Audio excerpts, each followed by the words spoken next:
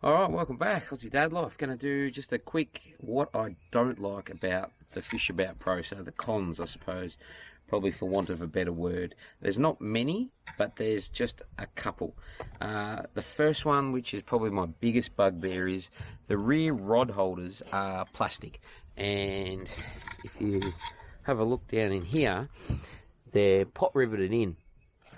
Now, being a young and inexperienced boater, I had a bit of a mishap where I left the rod holders in and I clipped the edge of the jetty one time when I was going out, and it actually twisted the plastic cross inside that. So basically the rod hole will just spin around 360 degrees. Now, I would have thought it would have been just a nut and screw that you could have undone, you know, bought a replacement. Instead, you're going to have to drill them out, re-pot rivet them in again, which is a bit annoying. In the end, what I've done is just put a screw straight through, so it sits in there and it locks in. Obviously, it's not a you know, a cross; it's just a straight across.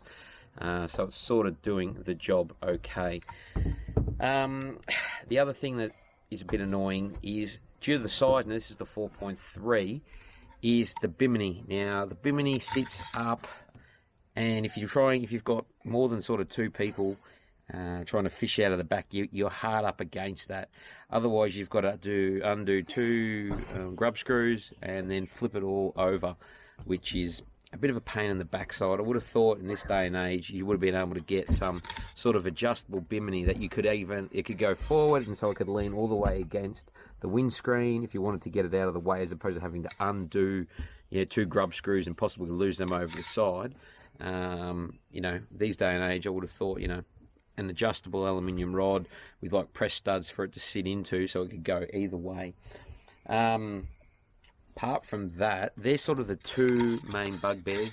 The only other one is probably where the GPS is mounted here. It's sort of right behind the steering wheel, and you have to sit really close and prop yourself up when you're trying to look at everything. It's just a little bit annoying.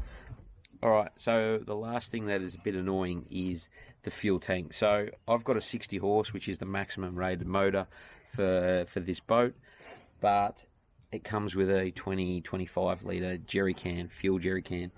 Now, if you have a look into the back here, it sits there. You got the battery sitting over there. Now, I actually pulled the seat out today, so I went out for a bit of a look around. It was there. Now, we did a fair bit of driving around today, and that's probably over 3/4 empty, I'd say. No, leave that in there, buddy. Okay. And, you know, can you get an underfloor option in this package? I believe in the next one up you can. The guys from Streaker, Paul and Sean, I'm sure they would know the answer to that. But probably if I do my time again, I would try and get an underfloor fuel tank, or look at buying a bigger even something custom made that would fit in there, that's like a 50 litre job or something like that. Just that way you don't have to worry about fuel, and if you want to do a bit of a longer mission, especially with the bigger Yamaha on the back, it you know, you've got peace of mind that you're not going to run out of fuel in the middle of nowhere. Yeah. Alright, so the last thing that's a bit of a problem is the side pockets here. Now, as you can see down in here, there is a tiny little hole down in there.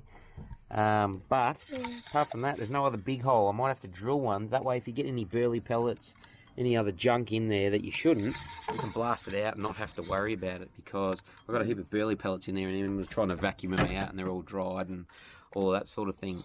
So, apart from those four main issues, I absolutely love the boat. I think it's fantastic for what it is. Why don't you buy a bigger boat? Yeah, they want a bigger boat. But anyway, a massive boat. I hope bigger than this boat. I hope that's answered some of people's questions on my thoughts. I've had the boat now for a bit over 12 months. I've done about 15 hours in the boat, 15, 16 hours. That was what it looked like on the trip made this morning.